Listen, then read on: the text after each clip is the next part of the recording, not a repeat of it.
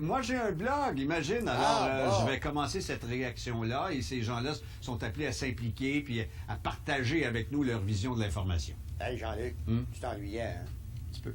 Ah. Je te le dis à toi, t'as un autre scoop encore, Claude. Bon, ben là, je te le dis tout de suite. Ouais. Je te souhaite le mot de Cambronne. T'es fin. Mesdames, messieurs, restez là, parce que souvent des gens me disaient dans ma boîte vocale, on aimerait ça avoir autre chose.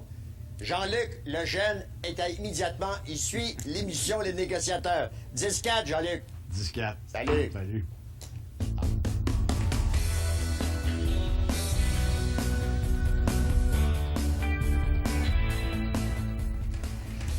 Mesdames, Messieurs, bienvenue à cette émission. Vous avez vu les promotions depuis quelques jours, évidemment, où on dit « Ah, il revient à la maison ». Je suis content d'y être, bien sûr, mais surtout, je suis content que vous me fassiez une place à votre maison. Et j'espère que ce sera un rendez-vous quotidien où les gens y viendront de plus en plus nombreux. S'il y a un blog pour être capable de rejoindre le plus de gens possible, je pense qu'encore, le bouche à oreille est une bonne façon. Alors dites-le à vos proches, à vos amis.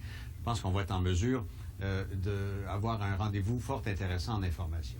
Je veux juste prendre quelques instants pour vous expliquer ce que sera l'émission de façon générale. Aujourd'hui, c'est une journée particulière, vous le savez, alors que le Québec, depuis plusieurs jours, est orienté et retenu et touché par la perte de ses deux enfants qui ont été entraînés dans la mort par un homme, leur père, qui avait un dérapage émotif important. On va en parler aujourd'hui.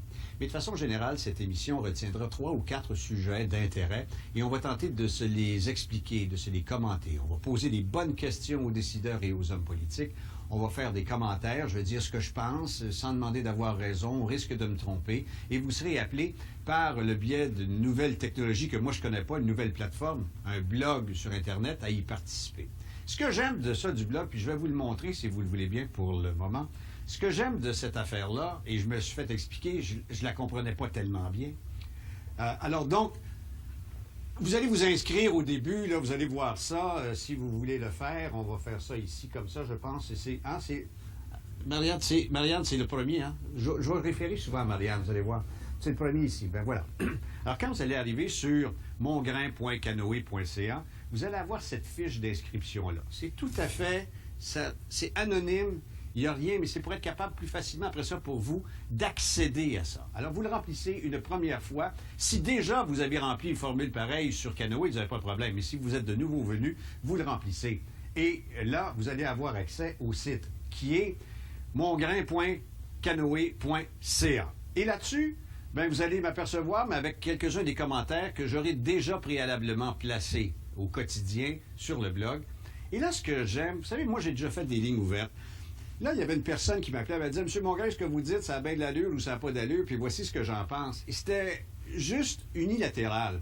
L'autre personne et le prochain appel, lui aussi, c'était unilatéral. Mais là, ce qui est intéressant, c'est qu'on tisse vraiment une toile et une interactivité entre l'émission, les gens sur le blog et les gens du blog entre eux, parce que pas obligé de juste réagir à ce que Mongrain vient de dire. Si, admettons, Germaine vient de dire un mot et Georges arrive, Georges a le droit de dire, bien, ce que tu dis, Germaine, je pense que, mais je voudrais ajouter.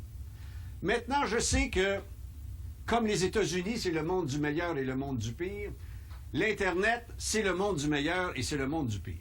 Je vous le dis tout de suite, la bêtise, la diffamation, les propos haineux, jamais ne seront tolérés là-dessus. On ne le sollicite pas. J'ai jamais pris de gens et fait d'invectives à personne en 30 ans de métier. On s'en ira pas là. Mais cependant, c'est un outil extraordinaire d'apprentissage, de connaissances et de témoignages. Et en cela, je vous invite à y participer, et beaucoup. Donc, c'est ça qu'on va faire à tous les jours de 10h à 11h30. Il va y avoir des politiques, vont venir ici, il va y avoir des décideurs. On va tenter de s'expliquer la crise économique que l'on vit. Comprendre qu'à quelques endroits, il y a des politiciens qui ont leur agenda, puis que l'omission, ça fait pas, c'est pas un mensonge, c'est pas un péché, mais ça arrive souvent qu'ils omettent de dire des choses. On va essayer d'aller chercher ça un peu, si vous le voulez bien. OK? Alors, c'est ça qu'on va faire comme émission, puis je vous le dis, l'émission va changer au fur et à mesure que vous-même allez y participer, parce que vous allez y donner vous-même une couleur toute particulière. Parfait. Aujourd'hui, il y a quelque chose de très particulier. Ça fait quelques jours que tout le Québec est consterné par ce qui s'est produit. La mort de 2 enfants. On peut les nommer. Je pense que de les nommer, ça fait du bien. Parce que c'est pas 2 enfants. C'est 2 enfants, mais c'est Olivier, puis c'est Anne-Sophie. Olivier, il y a 5 ans. Anne-Sophie, elle a 3 ans. leur père, un gars professionnel, d'un milieu économique normal et correct, on n'est pas dans la misère, on n'est pas dans la pauvreté, on n'est pas dans le marasme, en arrive parce qu'il y a une difficulté familiale et relationnelle de couple. Qui n'en a pas eu? Qui n'en a pas? Et qui n'en aura pas?